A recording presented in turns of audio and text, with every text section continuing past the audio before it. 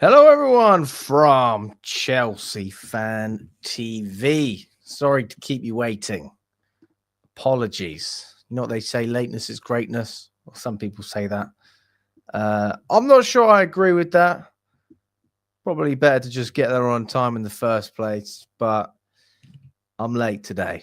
And Kev is messing around with his microphone. So when he's ready, he's going to join us as well. He'll be with us very shortly. Big up to everyone that's watching, and disappointing result for those of you who watched the Tottenham game and Nottingham Forest. Nottingham Forest end up winning that match 2-1 in the end. Honestly, Spurs should have scored that second goal. I can't believe. I don't know how they didn't score that second goal. But there you go. You can't have it all in life, can you? And if there was one team you wouldn't want to rely on in life to get whatever you need, whether you're Arsenal last season or in this case us for this game, it's Tottenham. And they let us down. Of course they did. Anyway, apart from that, I hope you've enjoyed your evening. Mr. Simmons, how are you doing? Oh, what's going on, man? You good? I'm good, buddy. How are you? I'm good. I'm ready. I'm good, man. I'm good. How are you? Well, listen, obviously Nottingham Forest hasn't helped us beating Tottenham. I'll just run through the chat and then we'll briefly talk about the top four, top five race. And then we're going to go into the game yesterday as well. Big up to Rain. I hope you're doing well. Big up to Jordan. Andres, I hope you're doing very well, mate. Tottenham get battered everywhere they go. They literally do. It's actually worse than I would expect. I mean, they are rubbish. Big up to Liam as well. I hope you're doing well, mate. Big up to Daniel. Zach. It is 10 p.m. 8 past 10 p.m. But yes, we do 10 p.m. shows now, guys. For those of you who haven't, this is going to become a consistent thing. We're going to consistently do these late night shows. I think people just prefer them, to be honest with you. So I'll do it because I think it works well. Big up to Harrison, Amir as well. Screw Tottenham. Why did we rely on them to beat Nottingham Forest for us when we should have known what was going to happen? Yeah, that's true. Kieran, I hope you're doing well, mate. Top flop are a waste of space, says Paul. I mean, they're not wrong, are they, Kev? I don't have no hope whatsoever in Tottenham getting anything from that Nottingham Forest game. And they're probably lost on purpose, not because they ain't bothered, didn't they? Their season's done. They're only paying for Europa League now to get Champions League next year. But they don't really. What have they got to fight for? I think Posh is obviously he's going to be going next year, so it didn't see the rest of the season not in there. So we was expecting them to turn up tonight. Obviously, Forest have got a lot more to play for, so they're going to be more up for the game. Teeing them up in 10 minutes, game done. What can we expect from Tottenham? It's true, mate. It's true. Yeah, I mean, for those of you thinking about the the race for Champions League, I obviously I thought this was over after Brentford. To be quite frank, I thought, yeah, we've had it now. But looking at the table, we're currently sitting in sixth behind Man City, Newcastle, Nottingham Forest, Arsenal, and Liverpool. When you look at the table, you let me know in the chat how you feel about this. We're on 57 points. Listen, a win with any other team in front of us, Newcastle, City losing, that makes us, that puts us back in the fold. But then the question is, like, do you think we can win those remaining games? Do you think that we will beat Everton? Do you think we will get points against Liverpool? Do you think Newcastle away, Forest away, United at home? Do you look at those fixtures and really believe that Chelsea can get those results? If the answer is yes, great. If the answer is no, I'd say fair enough. We can get points in some of them, obviously. But, we are in a position where we've got Villa sniffing right behind us as well. And then not only do you need Chelsea to pick up points, but you need the other teams to drop points around you. And that is my concern. I don't doubt that, we can't beat Everton. I think we probably will beat Everton.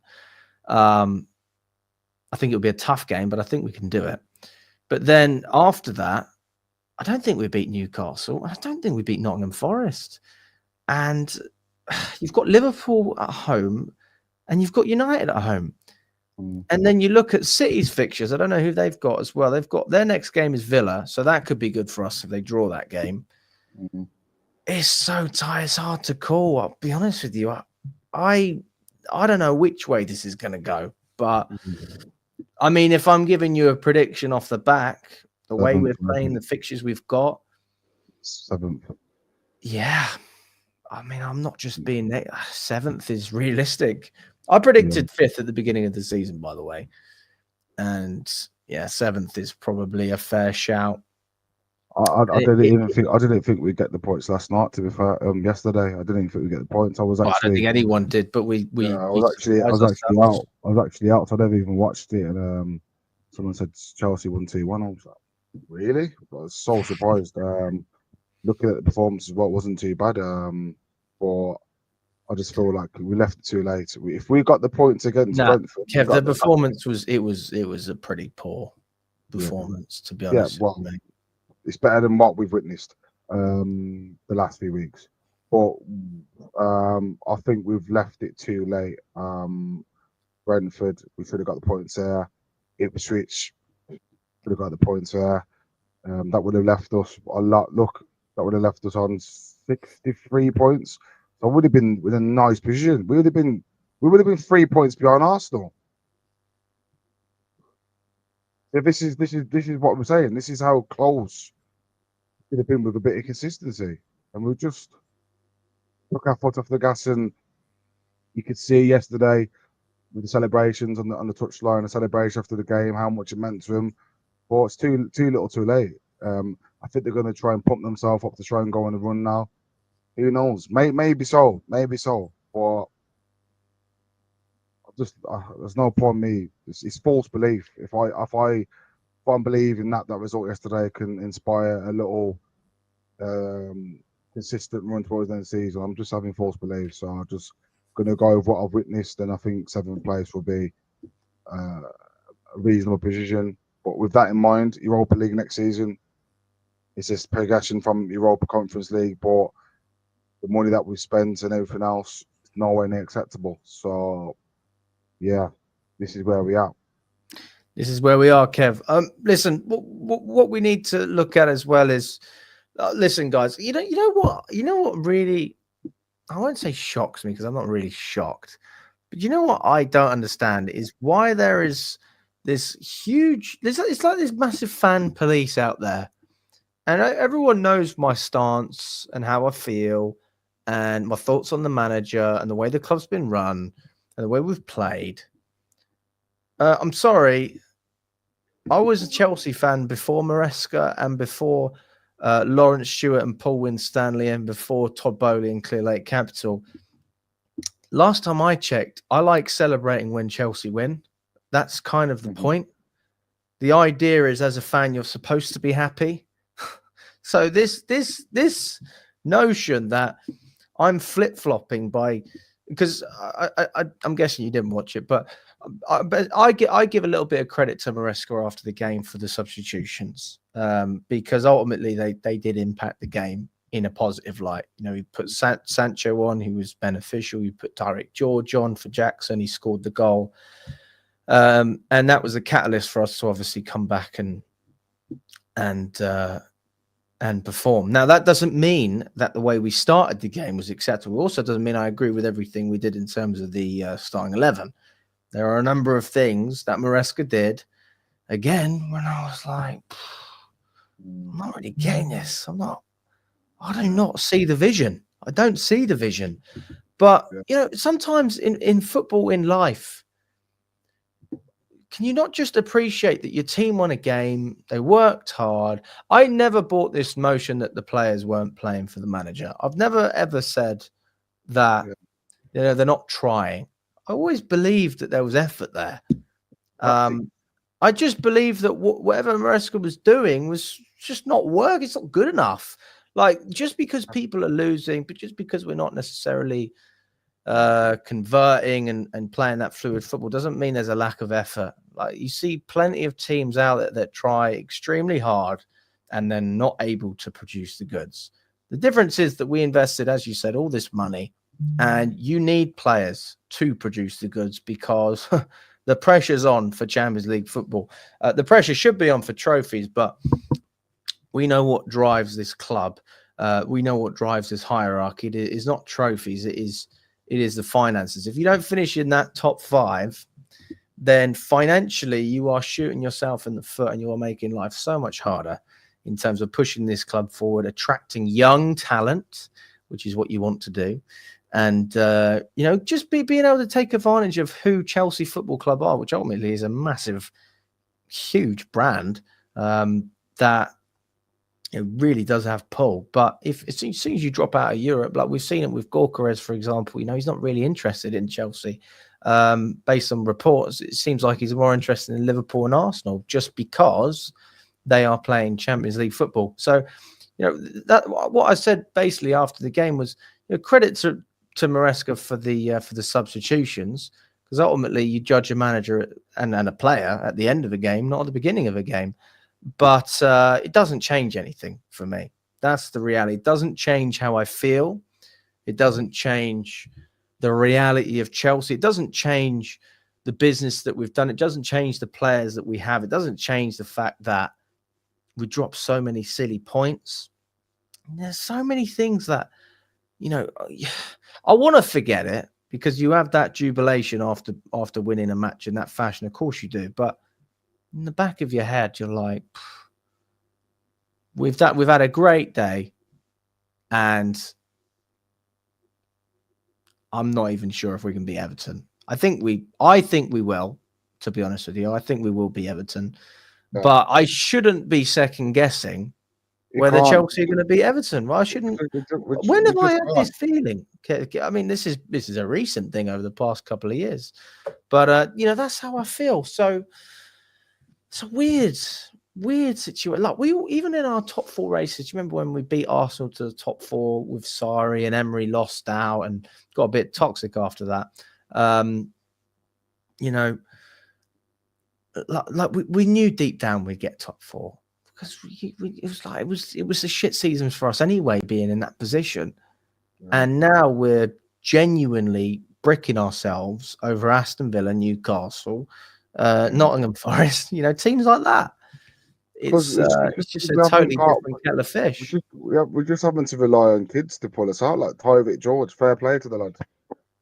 Fair play. Like, we're having to rely on a 19-year-old. Is it 19 also, years old? When did I mention Pochettino? Like, when did I never mentioned him. Everyone wants to say that I didn't mention the guy. This is about this season, and that's it. Just what I was saying. We're having to rely on youngsters to pull us out, because Jackson again still can't come up with the goods. And mate, he had a couple of opportunities yesterday. I think Neto put one right on a sixpence for him, mate, and he couldn't get that little touch in. So this is the reason why we haven't got hope, because we haven't got someone that you can. When you're in games like this, tricky games like Fulham, where you just need that goal, that just a goal, someone's put that ball in the back of the net. We haven't got it. We haven't to rely on multiple different people. Like Neto stepped up yesterday, thank God for him. Tyreek George with his first Premier League goal. Like, there's no consistency with a player. Obviously, we relied solely on Cole Palmer to get us through games. Obviously, he's having a bad run, so there's no confidence within the team for us to. Confidence within us fans, no belief that who's going to get the goals and who's going to come up with the goods. So it's a difficult position. With Everton, it's a bit similar to Fulham, isn't it? It's one of them tricky games where the way they play, it's hard for a team like Chelsea to break down, because we just know they're going to give us the ball. They're going to sit deep. Can we break them down? Can we be patient? And if the chance comes up, who's going to put the ball in the back of net? Because we can't rely on Jackson now. We can't rely on our strikers. We haven't got a striker to put that ball in. So, yeah, the game's definitely there for the taking, but it's a hard one, isn't it? it's just hard. It's Hey, difficult to. you never know, man. Yeah. Never know. Yeah. Interesting. Couple of things that have come out. Denver Bar has actually come out with a couple of quotes. This is something from the Sun that's actually come out. He said that something is missing. I think he was talking about Cole Palmer. Something needs to change as well. And why have they interviewed Denver Bar of all people? I wonder why that one's come out. Anyway, he's had a couple of quotes. Number one quote, he said, I wouldn't say Chelsea is lacking strikers. If you look at a player like Nkunku, he's trying to make a name for himself in the Premier League. However, the issue is experience and personality. They need someone who have the personality to handle the pressure, someone who can endure pain, but also command the respect of the younger players in the team. Someone like Cole Palmer, this is also Denver Bar, by the way, doesn't have much experience in football or even in life. Football is life, and there will be tough days. But if you have an experienced figure to lean on, you can get through the storm.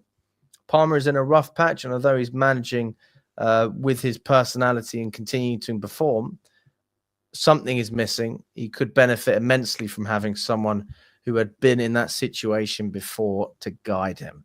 So that's what Denver Bar had to say regarding Chelsea's striker situation and Cole Palmer as well. Both of those points saying we need more experience in terms of up top and leadership, and the fact that even if you don't necessarily have a leader. I'm not saying you need a world-class player, but an older player that someone can respect, who's achieved things in the game.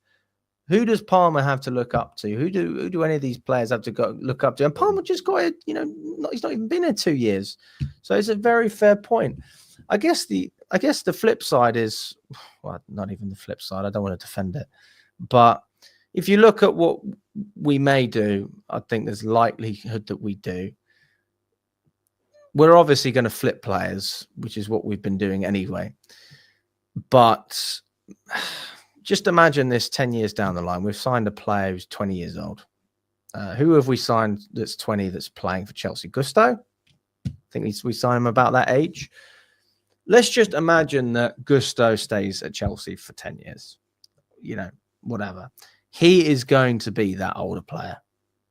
So they are basically signing these young players, building up their experience without having anyone to lean on, but then they will be those players. Not a brand new player that we need here and now.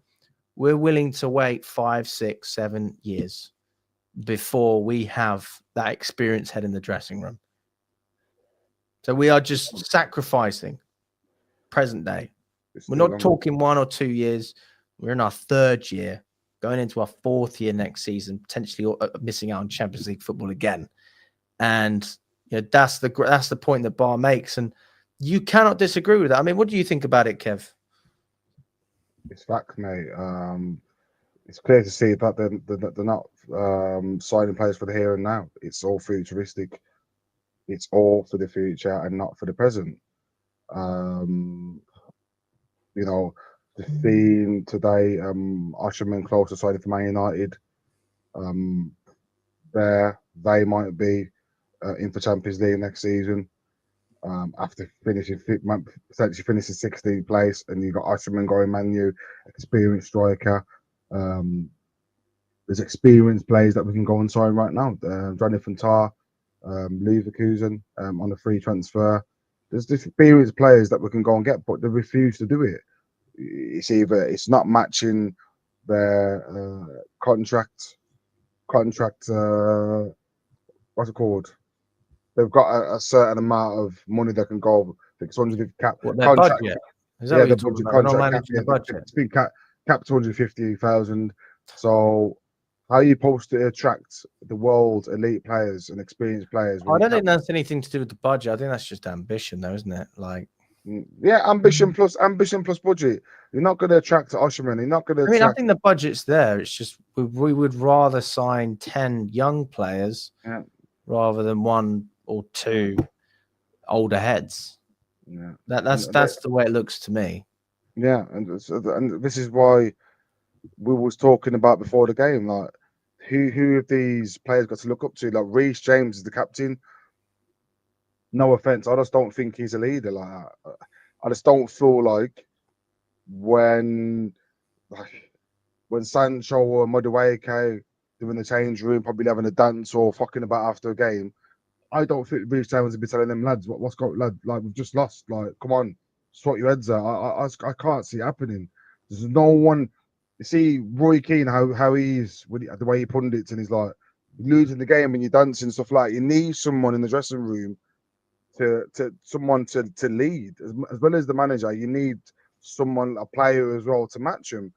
And there's no one in that dressing room at all. The last one we had was Thiago Silva, who was a natural leader. So this is the reason why in some games I feel like if we had leadership, we would have probably got through certain games and won. Or if we was winning the game, we would have probably seen it to the end because they've got the know-how. Reece James is not that guy. Who else is in? Who else is there, brother? I just don't see the leadership. So obviously we could continue to talk about the problems within the squad, but I just don't feel like they're going to be addressed because the model is the model now. They have not changed it for nobody. This is it. So next season, I wouldn't get your hopes built up. Even if we get Champions League football, I just can't see us going out and getting a guy called Rez. I really wish I could feel that way, but I just don't see it anymore, Alex. I think they've done that in the first season under the rain where they went out and got Sterling and other players, etc. But I just don't feel like no, but I mean that's when they needed a sporting director, and that's I wish we would have had someone who knew what they were signing.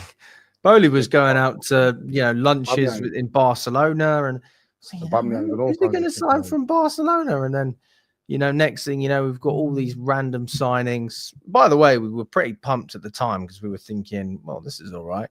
Fofana for 80 million, Koulibaly. Like we spoke about Koulibaly for years. We hadn't managed to bring him in. Sterling. Don't think we were massively excited about Sterling, but still a big name. Yeah, it flipped. The club was always going to have a transition period under the ownership. Then they made it even more extreme by sacking Tuchel, and they made it worse by flipping the whole team on top of that. Yeah. You changed everything at once, and you thought, oh well, maybe this isn't going to work. It's no surprise. And we're in a situation now where again we're having this conversation about Champions League. Alan Shearer as well. He's come out with his predictions for the top 5. He said, and I quote, "Chelsea have got the toughest run-in, don't you think? It's hard enough to predict results anyway, but at this stage of the season, it's almost impossible. But my guess will be maybe Chelsea and Nottingham Forest will miss out." So Alan Shearer's essentially saying Liverpool, Arsenal, Man City, Aston Villa, Newcastle will make it. Well, it's good to say Newcastle, isn't he? Or I think that he has the only reason that, logically speaking, you would put Newcastle above Nottingham Forest in the sense that they have finished in the Champions League recently, not this season, but before that. And they've just come off of a trophy. So, they have a real togetherness. Nottingham Forest, they're on a high, but they've never done it. Not in recent years. So this would be the first time they've done it in God knows how long. So I think it's a very logical argument. I'm not gonna say that he's being biased to Newcastle. You can make a proper argument for that. City are just City, aren't they? They're a winning machine. Alex, yeah. 5th place is not guaranteed to get Champions League football. This is my argument. It is, mate. No. Because if Tottenham and Man U win Europa League, they get the 5th spot, mate. Oh fuck. Yeah, this is what I said to you yesterday. If Tottenham or Man U win the Europa League, they get the 5th spot. So we have to finish in the top 4 to definitely secure it. And it's going to be the same as last season. A bit when Man U won the FA Cup and they took Europa League of us. It's going to be a very similar scenario. So 5th spot does not secure Champions League. But I believe, I've just got a funny feeling Man U are going to do it, bro. I really have. If they beat Bilbao, if they beat Bilbao, they will win the Champions League. They will beat Tottenham in the final. Yeah, that's. I'm confused. Nah, it's confirmed top 5. No, Kev, I think you're confusing me a little bit now. I And you're read it yesterday. confusing the chat. If Tottenham or Man U Kev, finish, we are not the BBC. We do not spread disinformation. No. Yeah, this is facts. Misinformation. I don't know why I said It's that. facts. If Man U or Tottenham win the Europa League, we finish 5th. Either Tottenham or Man United take that 5th spot and take the Champions League spot. Yeah, so you're guys, can someone let us know, please? I'm getting confused. I might have to look this up. Google search it. AP says the rules have changed. Rubik says no, they don't. Silver says no. They're all calling bluff on you, Kev. Show your hand. Google search them. Google search it. Kev, why are you saying all these things without the information? I read it. I watched Match of the Day on Saturday, and that's what I read. Oh, here we go. Okay, watch. You're like that guy who was like, I'm like, oh, Kev, how did you find that out? It was like, oh yeah, I saw an Instagram post. I'm like, fucking hell, Kev. Is that your source? In fairness, your Instagram post could have been a reputable journalist, so I'll give you that. Yeah, don't know about that one. Jordan says the winner of the competition is entitled to participate in the UEFA Champions League phase the following season. That's not what the confusion is, Jordan. The confusion is whether whoever wins the Conference League knocks out whoever finishes in 5th place in the Premier League. So let's just imagine that we finished 5th, all right, and United won the Conference League, so they get Champions League football. Do we then get demoted to Europa League because they've won the Conference League, the Europa League? That's what we're asking. That's what I just said. Not the So the winner of the Europa League. I know what you said, Kev. I know what you said. Yeah. You've just confused me. That's what happens. It's not rocket science. That's what happens. Ruben says it doesn't work like that anymore. Oh, so you're telling me there's going to be 6 teams in the Champions League? I mean, happy days. Happy days. It's never happened like that. Yeah, we don't get demoted and there would be 6 teams. Yes.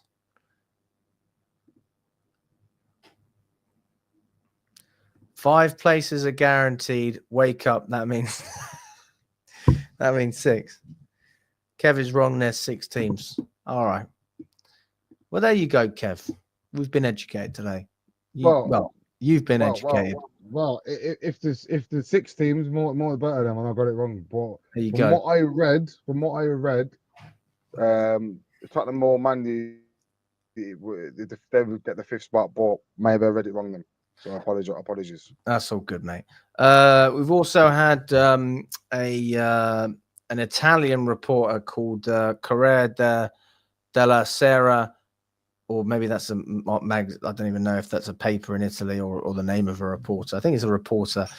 Speaking about João Felix after his performance against Atlanta yesterday, this is what he wrote. He said, calling on him was a desperate move and it didn't work. A lost gamble. He can happily return to where he came from. So we'll be getting João Felix back. He will definitely not be going back to AC Milan. No chance. The guy just needs to retire, mate, or go back to Benfica, man. The guy is washed, bro. He just gets sent from pillar to post. He's just getting used, isn't he? He just gets thrown around. It's just that person that nobody wants. Back in the day, you had that friend where you just like you skank him. You beat him 1 minute and you just skank him, leave him with someone else. It's just like kid that gets skanked, doesn't he? He just gets passed around from club to club to club to club to club. But he's got no stability. I think the best thing for João Felix is to go back to Portugal because he's just not going to work in the Premier League for him. He's been 2 rounds at Chelsea. It hasn't worked out. We're just going to end up with him. We were the stupid ones to sign him in the first place. At the time, I thought it was good depth, and I still believe that he's depth. The problem is he's got an ego that is he's just, I don't know. Why does every modern player think they're better than they actually are? Like, Why do you think that is? You are a footballer. Your Earning job that. is to kick a football and run. You're not that important in the grand scheme of things, unless you're the best player. I mean, then you are, proper idol in that sense in modern day. Why can't we have, like, do you remember Loftus-Cheek, mate? Just a player that you can have in the squad, and you think to yourself, just a nice player to have. Doesn't complain, gets on with it, does his job. Almost good enough to start every week, but not quite. But, certainly capable of being a part of this squad. And I want to see more of those type of players. But we had it with Vega. He's not happy. We have it with Felix. He's not happy. I mean, Nkunku never wanted to be a fringe player. I personally think he was mismanaged as well. That's a different conversation. João Felix was also mismanaged. If you ask me, I think you could have got more out of him. I'm not saying you had to play him ahead of Palmer, but every now and again, maybe give Palmer a rest. Or better still, play Palmer on the right, and then, you'll be able to rotate. And you could have given Chukwuemeka an opportunity, who I think is another great baller. So, plenty of things that we could have done differently in that sense. Quick question as well. What are you thinking about all this Maresca stuff? So you got left out the squad yesterday. Maresca saying it was Nkunku. Nkunku, getting left out through a tactical decision, but we all know why that is, don't we? Well, I mean, Maresca doesn't rate him. I mean, he's never rated him. He's never really tried to get the best out of the players. So there's no doubt that Nkunku doesn't like playing for him, and obviously Chelsea want to sell him anyway. So I can't really blame Nkunku, to be honest. I think it's good. You don't really want that kind of player in the dressing room, don't you? Like I said before, if you've got one player who's always sulking and moaning and doesn't give 100%, and he watches off on the other players, and I think there's no coincidence that he was left at the squad yesterday and we win. So maybe we leave him at the squad for the rest of the season. Maybe that's the back of Nkunku, So it's strong, it's bold and it's very brave by Maresca to do that. But you've got to do what's best for the team. And I think having Nkunku in that squad at the moment it's not good for the team. So good. I like to say that by the manager. Sometimes doing something controversial and doing something brave. I don't even think that's controversial, to be honest with you. Yeah, well, you got to look. Like, were you surprised? I mean, a little bit, but at the same time, because I had him to start. The manager doesn't rate him, so it's not a new thing. In my predicted lineup, I had him to start, so yeah, I was surprised, but I think it's the right thing to do. I think just the Europa League game, give him 90 minutes, but anything to do with the FA Cup now, Tyreek George has got to be in that squad. So Nkunku, his place has gone, unfortunately, but yeah, he needs to get out of this team. And that performance against League of Warsaw last Thursday, that was it for me. And I said he needed to be dropped personally. If he's not starting in his right position, drop him, because him on the left wing or striker, the work rate, the amount of money he's on, and the amount of fucking yards he runs, mate, it's disgraceful to any standard. So yeah, keep him. When you don't well play him in position as well, he's not going to put him away defensively. This is a good question, Josh. So, what do you think about Maresca not cheering with the fans at full time? I did not have a problem with it. I actually think it was the right decision. I'm not praising Maresca for it, but I'm not criticizing him for it. I think it was the right decision. I think it was the right decision for Maresca not to celebrate with the fans at full time. Mate, why should he? At half time, there was jeering him and calling wanker and that. So why would he?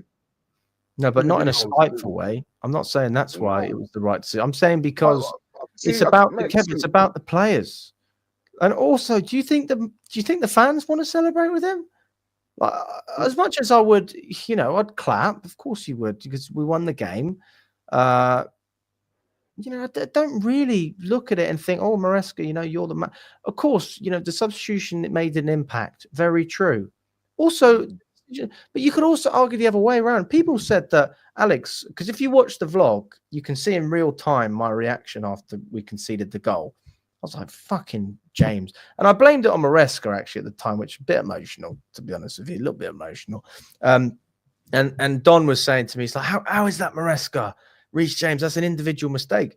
But why is Maresca playing him? If you've just played 90 minutes on Thursday and you're telling me that Reece James can't play every 3 days, that doesn't make sense to me.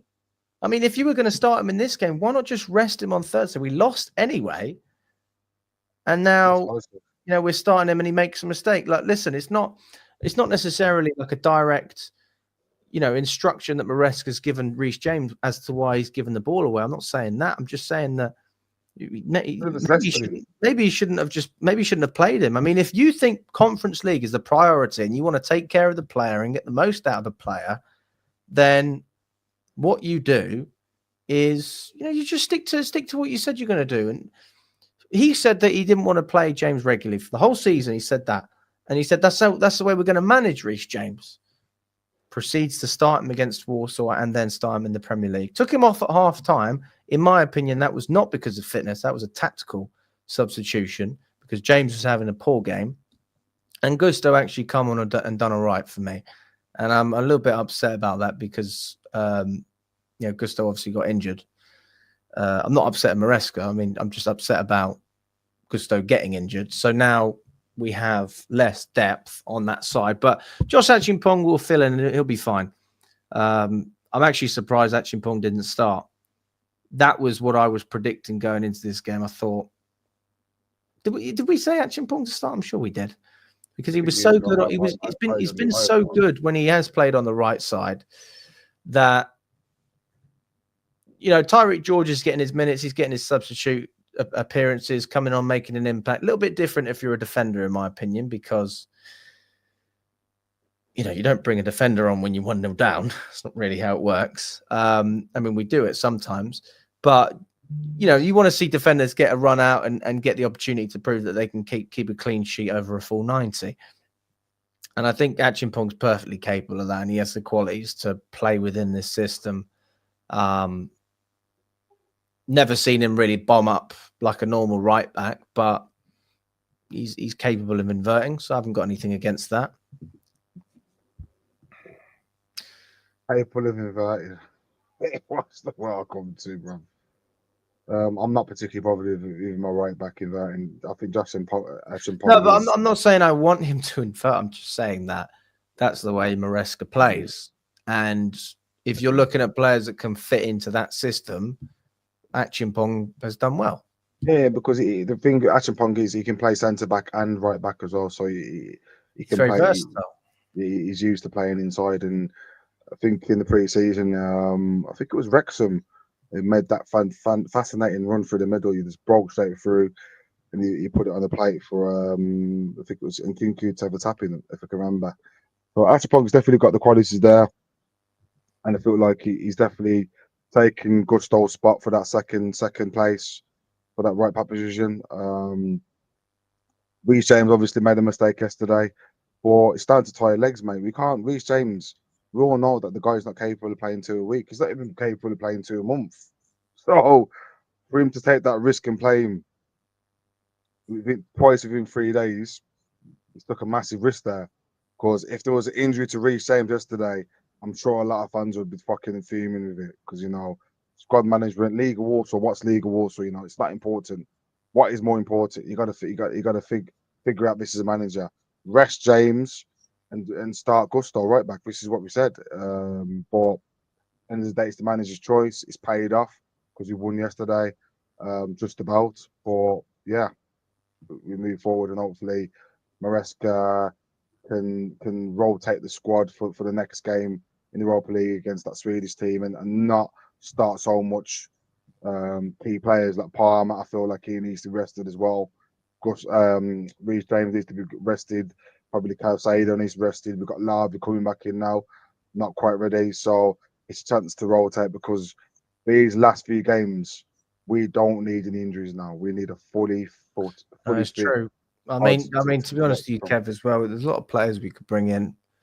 number of different options. I have to agree with the food on this. Bonnie Blue. We put so many balls in the box. We need someone to get the crosses in. Neto crosses the ball on the time. We need someone to get on the end of it. Yeah, precisely. So like I said, unfortunately, this isn't the WSL. I mean, for the ladies' team, maybe this could be an option, but for the men's team, I'm not sure if it works. Although it is 2025, Kev. Anything can happen. You are whoever you want to be. Anything can happen. The Pope died on Easter. Anything can happen. That's true. That's a real Rest in peace to the Pope as well, Pope Francis. Rest in peace to the Pope. Amir says, "What if we win the Conference League and qualify for next season's Champions League? Then will you still say Maresca out?" Great question, Amir. No, I will not say Maresca out if we qualify for the Champions League and if we win the Conference League. I will absolutely. I will put my hands up. And I will sit here and say, do you know what? Fair enough.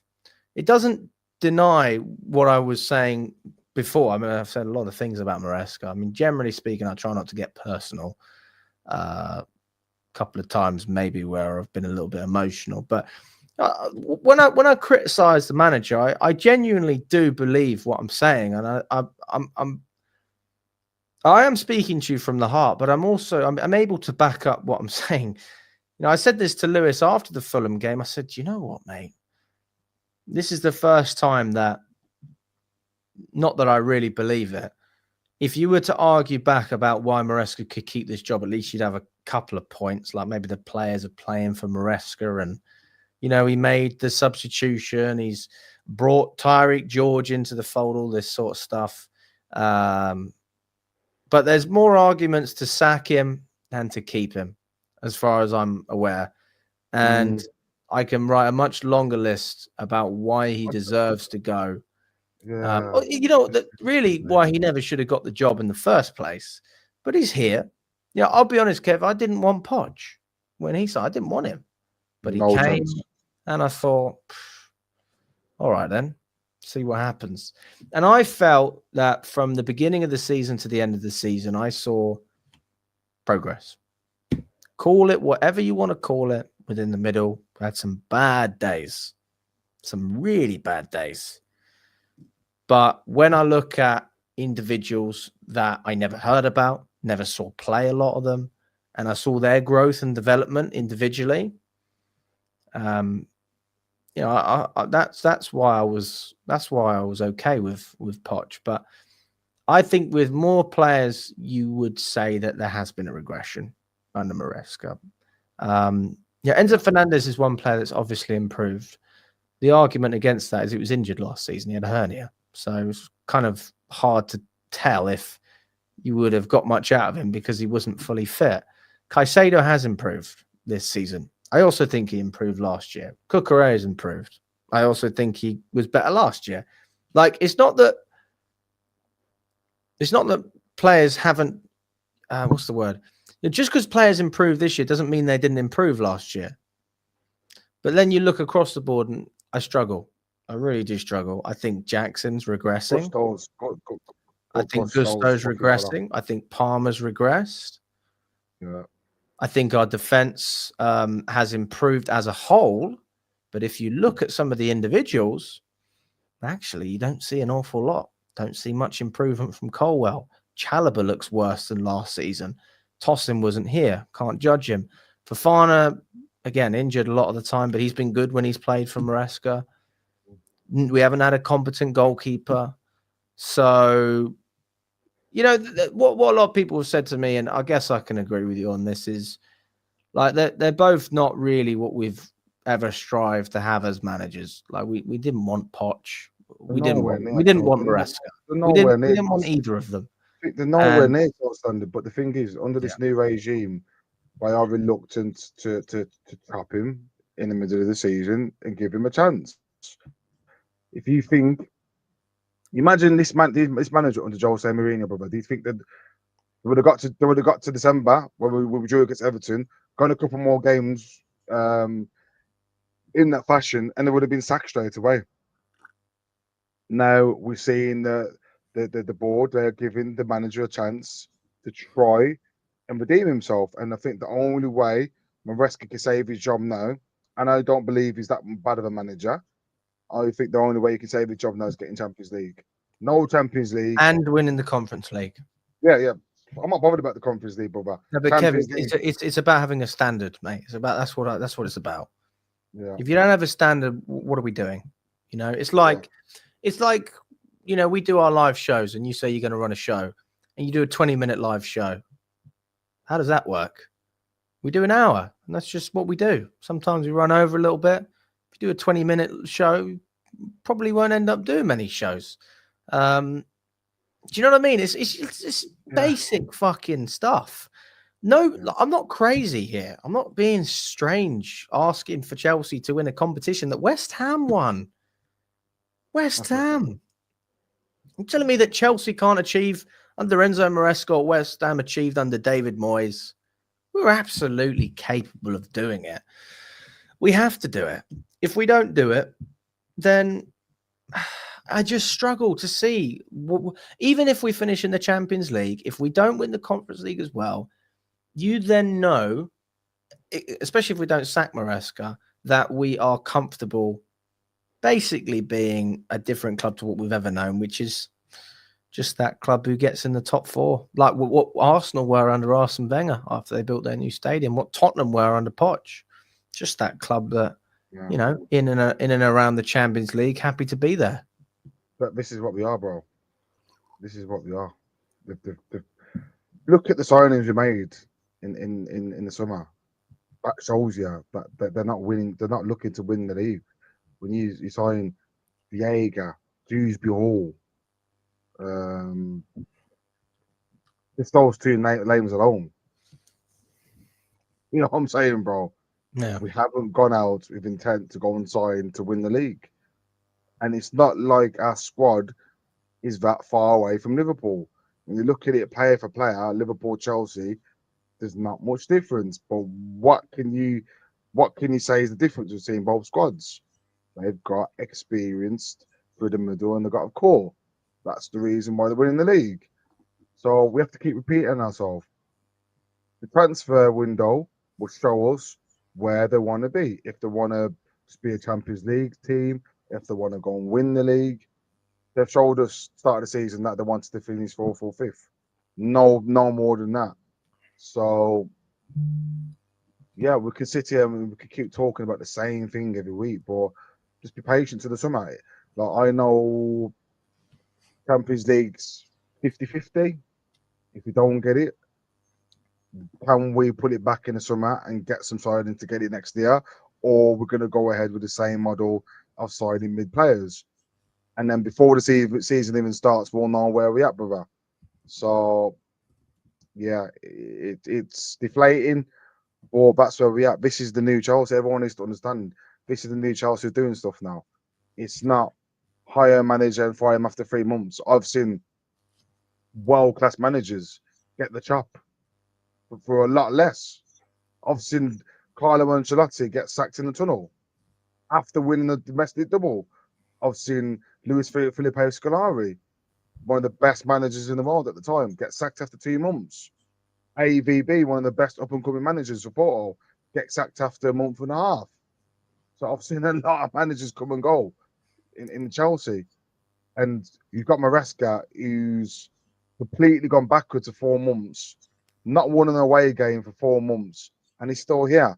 So it goes to show this new Chelsea way of doing things. They're very patient, but there's a reason for it. Maybe they are going to be happy with Conference League in 5th place. I don't know, but from what I can understand and the standards that have been set by Chelsea in the past, that wouldn't be an acceptable season, wouldn't it, Alex?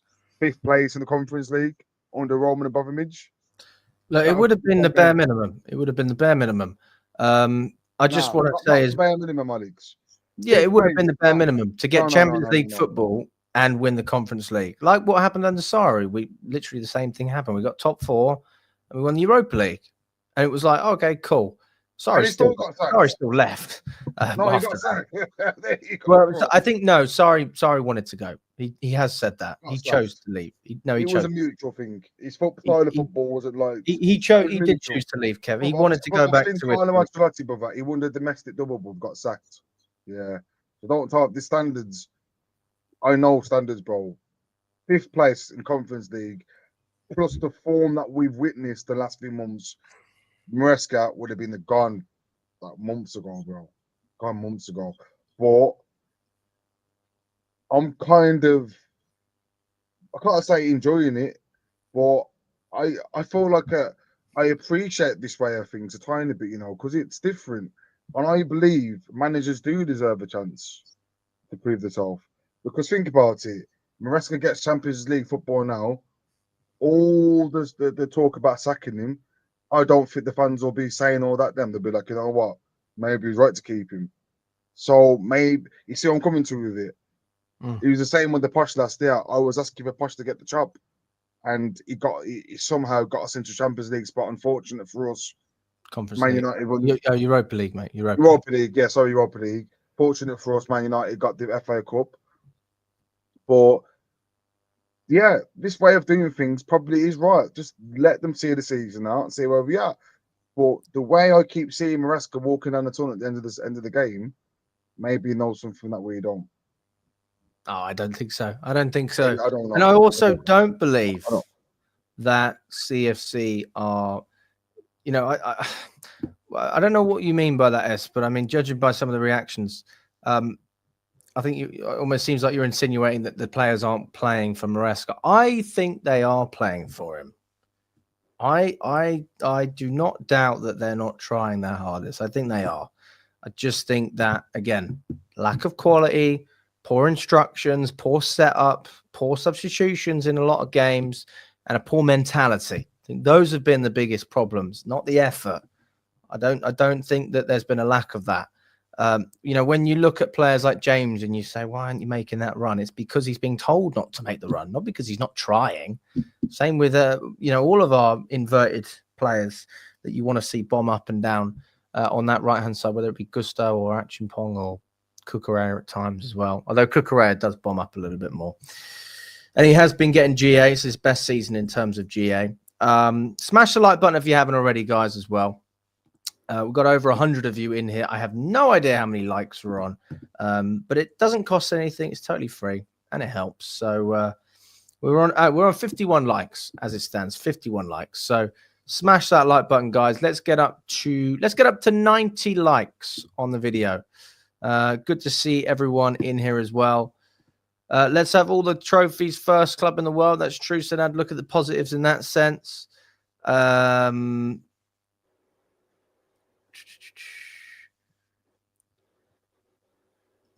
Andres, big up to you. Thank you very much. Kevin Dewsbury Hall was definitely a waste of money. I think we can all agree with that. Also got another update for you guys as well regarding Carney Chukwuemeka, who's obviously on loan at Borussia Dortmund at the moment. The manager, Niko Kovac, for those of you who don't know Niko Kovac, he was once the Bayern Munich manager. Didn't do a great job there, but he is the Dortmund manager at the moment. After Chukwuemeka's performance against Mönchengladbach, Niko Kovac said he was the game changer. Carney is fantastic on the ball. He's quick to turn and immediately attacks the opponent. Listen, I think he's an absolute baller. I think he should be a part of Chelsea's plans next season. If we look at everything from a footballing standpoint, which we've generally done in the past, but doesn't seem to be the case these days, then Chukwuemeka is a no-brainer for me. You've got to have him in this team as you put him as number 2 behind Palmer, because Nkunku's out of the equation. Honestly, I think João Felix out of the equation. Nkunku will be sold. Felix probably just end up being number 3, maybe taking over Chukwuemeka's place in that regard. And Dewsbury Hall's probably not going to be here either. So this is a player that deserves the chance, deserves the opportunity, had the opportunity, and was playing so well last season until he got injured. But it's difficult, isn't it, when you get an injury to come back, and very, very tough. So I always felt for Chukwuemeka in that sense. And I always thought that he could offer something this season, even in this system. I think he's one of the more direct players who can play the way that Maresca wants him to play as a 10. He can be direct, but he can also be smart with the ball. He can dribble. He can be intricate in those tight spaces. And also he brings you a little bit of height. Another thing that we've said in this team we lack. So there's a few things, just a couple that I think Chukwuemeka can offer the team. Also, we've had another update as well from the Jadon Sancho deal. That clause can now be triggered because it's certain that Chelsea will not be finishing 15th or lower in the table. So we'll see what happens in the coming weeks/months. Kev, I mean, do you want to see us sign Jadon Sancho on a permanent, or would you just pay the $5 million and let him go back to United? Pay the $5 million, bro. I mean, I'll be honest. He did make a good impact when he come on in the last game. Scored that goal against Ipswich as well. I'm not saying he's had a massive bounce back, but it is a response. I just don't get a good. I don't get that vibe from him.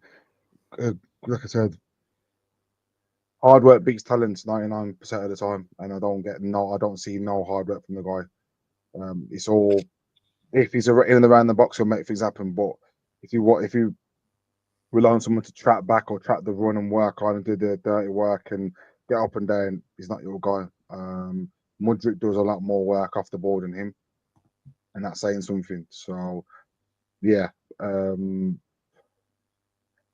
if he wanted to be a squad player, yeah, I'd be up for the idea, but I don't think with his ego that he'd want to sit on the bench.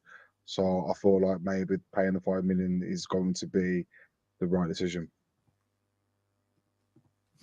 Mixed reactions in the chat as well. Me personally, I spoke with Charlie about this earlier on the pod. If you haven't watched the podcast, check it out. He thinks we should sign Sancho. I initially said we don't sign him, but then the argument is you sign Sancho knowing he's a squad player, and you don't sign him to be a starter. And then when you look at what you can do with 25 million and a player who, listen, if he is taking a big pay cut, he should be on no more than Cole Palmer. Cole Palmer's on 130 grand a week.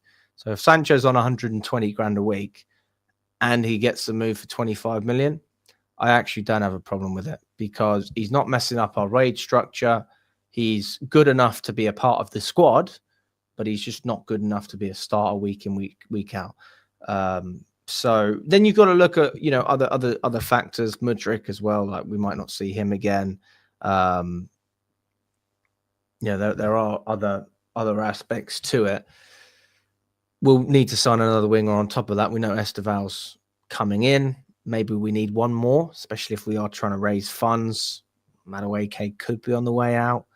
I don't think he will, but that's a rumor that we've obviously heard. Newcastle were linked with him last summer. I'd sign Sancho based on the assumption that he's a squad player and no more. So I'm not expecting him to start. I don't want him to start. But, if he contributes like he has, whatever it is, 10, 15 G in a season, like I think he can offer something. He brought something in the recent games. He made an impact.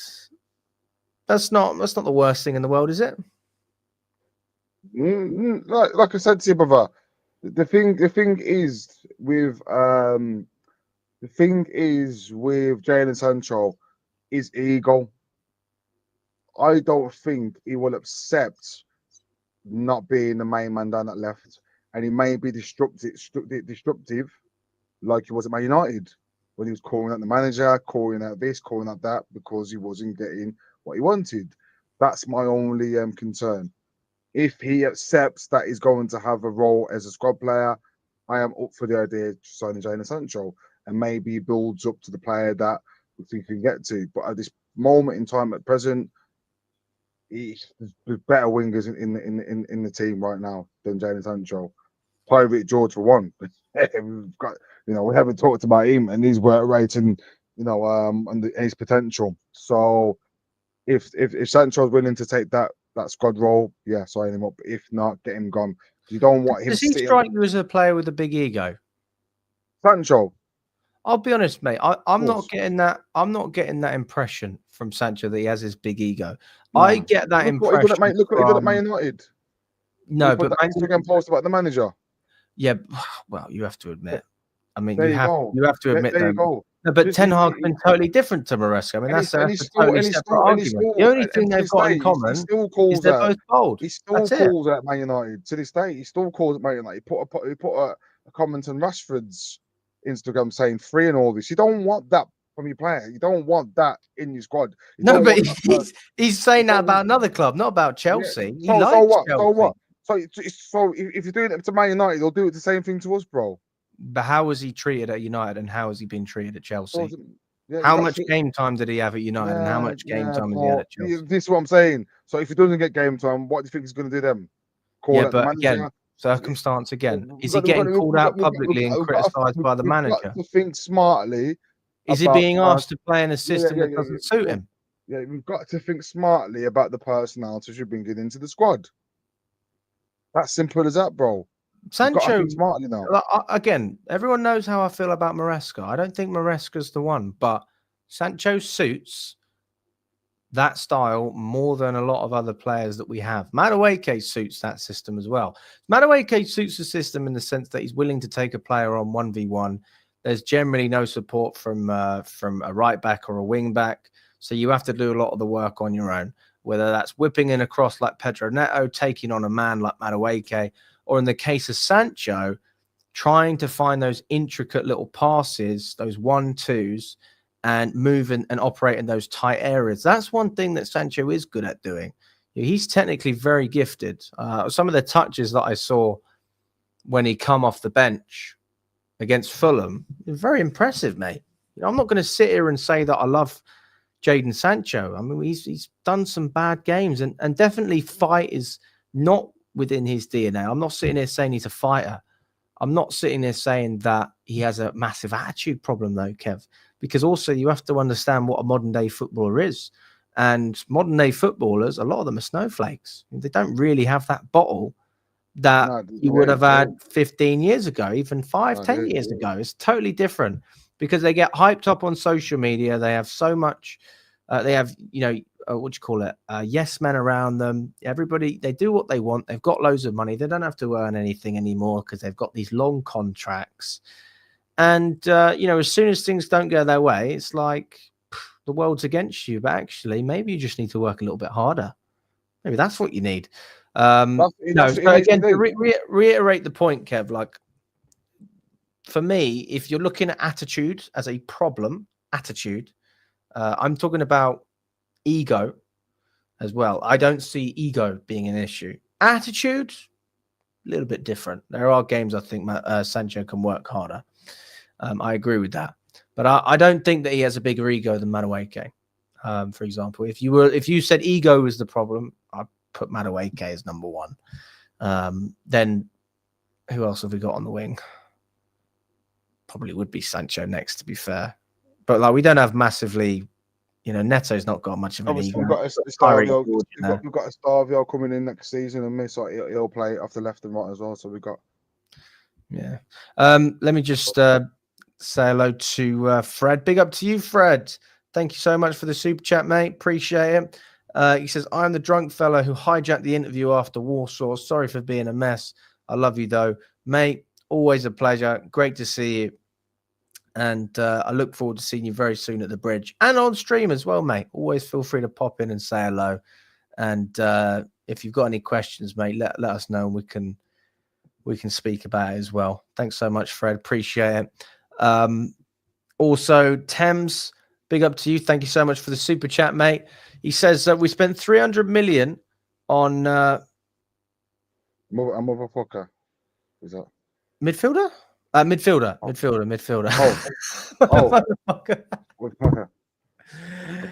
Okay. We spent midfielder. Okay, cool. 300 million on a motherfucker.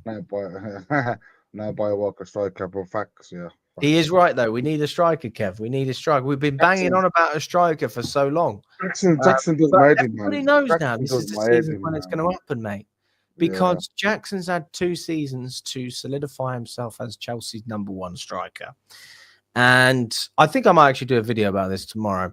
I think we have to accept he's not our number one. He just can't operate as our number one. He can operate again as a squad player, a player who plays a lot, has a big role to play in this team. But when you are leaning on a player in those pressure moments, let's just look at the goal Tyreek George scored, for example. Is a great goal. I think another word that I would use to describe it is a striker's goal.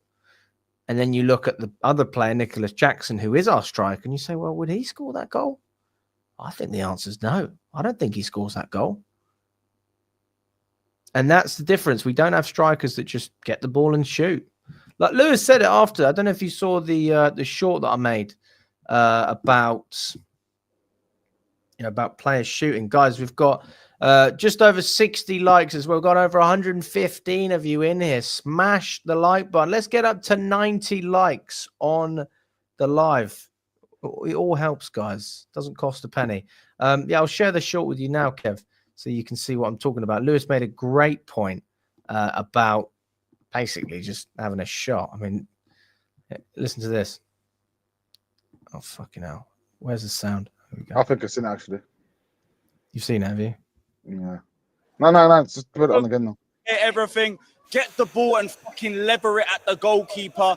And then if you don't get it on target, do it again. That's the difference. Brilliant confidence-building result. Fucking go and win the next game. I don't care if it's a little bit cagey as well. I don't give a damn. Get me my points. We've dropped too many this year. We have to get top 5. Just get top 5 and keep things moving to the summer and hope to pray that these dumb sporting directors give us the window that we've been asking for the last 3 windows. I think he was just, I think everyone can agree with that. Who disagrees with that? Just shoot. I said this a few weeks ago. Just shoot. Too passy. And I think, I don't know what's happened the last couple of weeks, but the wingers seem to be chipping in again. George, Neto, Sancho, last week chipping in. Yeah, just shoot. If you get an opportunity, say if you cut inside, you see that goal, don't pass, shoot. Even if it ends up in Rose Ed, the fans will start appreciating it, because what we've witnessed the last few months with the shots ratio to the possession, mate, it's been horrendous. So it's time for us to start changing it. And like I said, it's no coincidence now. Last couple of weeks, wingers are chipping in with goals because they're now having a chance, now having popped a goal. So hopefully this can continue into the Everton game and we get shots off and get goals, because goals win your games, not possession. Oh, preach, man. Preach. Thames, thanks so much for the super chat as well, mate. Completely agree with you. Need a striker.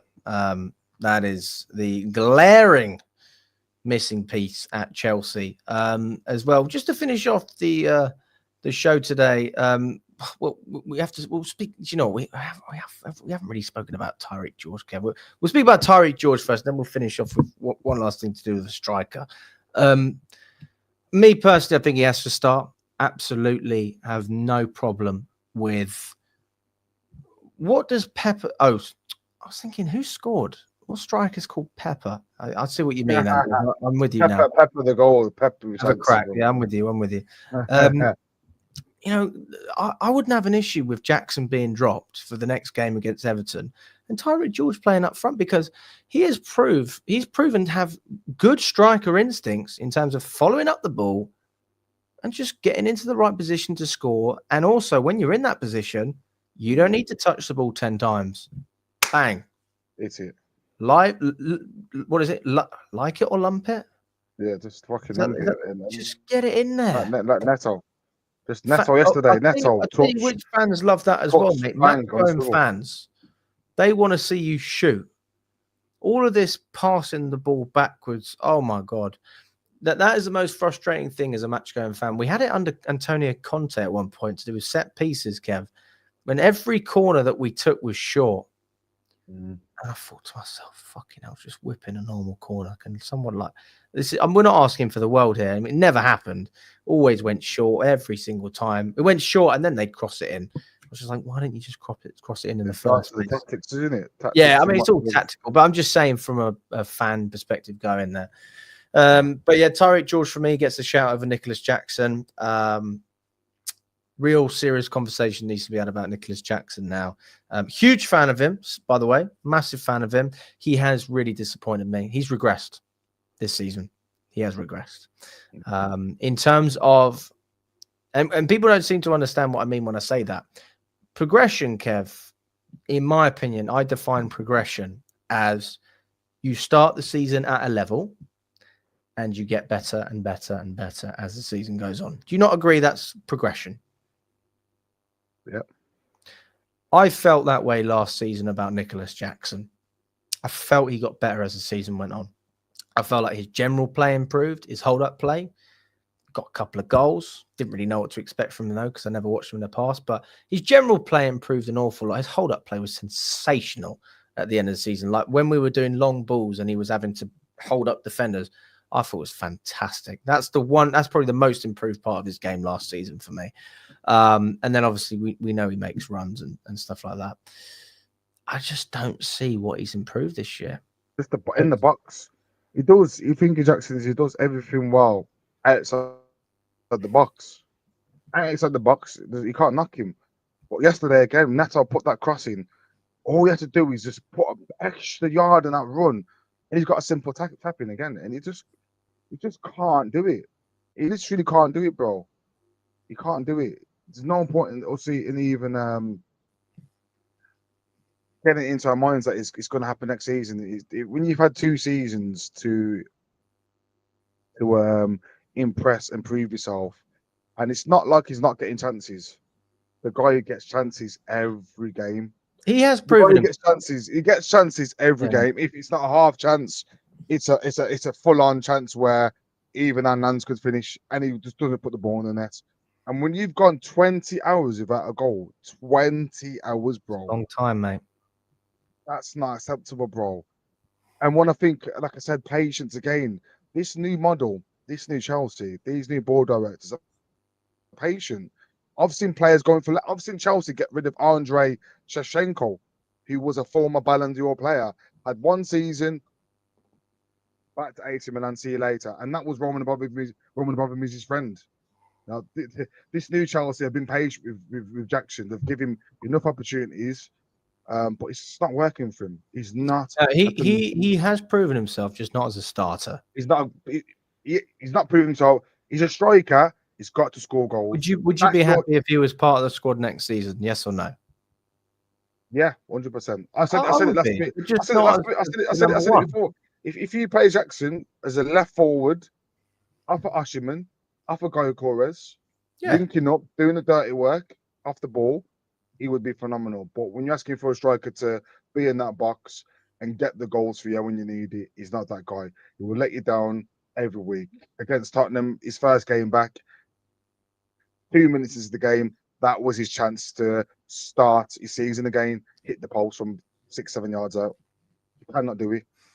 He cannot do it. Like I said, everything about him is world class apart from him putting the ball in the back of the net.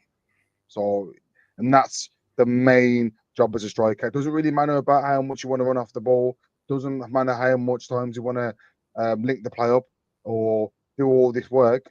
Ultimately, your job is to put the ball in the back of the net. And if you're not doing it, you're not doing your job. Yeah. We'll finish off just with a little bit more news. Not like massively pressing, but Liam Delap as well. His teammate, Jens Kajuste, has come out and said he's phenomenal. He's a beast, totally. And for a young player like him, it is very hard to say what club he can be. I don't think there's a limit, really. It's all up to him how far he wants to go, but he definitely has all the qualities. Me personally, to be honest with you, Kev, I'd have nothing against the signing of Liam Delap. Would I rather have Osman? Yes. Would I rather have Gyökeres? Yes. But I think Delap is still going to make us better as a team. For that reason, I don't knock the signing. Although if you do prioritize Delap over those other players we've spoken about, then you need to invest the rest of that money that would have been invested into those other players, you know, in terms of bigger wages, bigger transfer fee, and get quality elsewhere, because we've spoken about our defense, we've spoken about our wingers, and those are also positions that need to be strengthened. So let us know in the chat, guys, if you take Liam Delap at Chelsea. Me personally, I would, to be totally honest with you. But I can understand why people aren't necessarily keen for it, because you want the Osmans, you want the Gorkers. I don't knock that. I'm just saying that I do think it's a realistic signing. And I think it's a signing that improves us. He offers different things to Jackson. So, when you look at Nkunku, for example, he comes off the bench and you say, well, he's not going to cause havoc and chaos and get on the end of all these balls and win free kicks in X amount of positions. I just see a little bit more from the lap in that regard as an impact player. Let me know. Guys, we've got 65 likes on the video. Let's get up to 80. Come on, I've lowered the expectation now. All right. See, this is classic Chelsea. A few years ago, I would have said 100, but I'm saying 80 now. Appreciate all your support, guys. Go on, Thames. Let's see this super chat as well. Big up to you. Thank you, mate. Appreciate it. Tony was the one we missed. Jackson goes and Guiu develops. Jackson develop. Yeah. I'm with you. Tony. We forgot about Tony as well. We was all up for Tony, wasn't we? Yeah, but Tony, we were never going to beat anyone financially for that. Tony would have been a good. So Tony would have been exactly what we needed. He would have been a good one. Yeah. He would have been a good one. You can't have it all, can you? You can't have it all. But yeah, no, I'm with you. Tony would have been nice. But yeah. Listen, guys, we're going to wrap it up. Appreciate the super chat, Thames, as well. Thanks so much for everyone that's tuned in for the whole show, or if you have jumped on, appreciate your time anyway. Kev, thanks so much for jumping on as well, mate. I'll let you go and get some sleep. More late night shows to come, guys. This seems to be the time to do it, because those 8 p.m s, I don't think it works for everyone. And it's also got the time difference in other countries as well. I think it suits them. Let us know where you're watching from, guys. Big up to everyone. We'll be back tomorrow at lunchtime. It will be Nina and Charlie doing the lunch show. And then I will be doing the evening show on Monday with... Monday? It's Tuesday tomorrow. Oh, fucking hell, yeah. It's Tuesday tomorrow. Sorry. Sorry, my fault. I think you need to go and get some sleep, mate.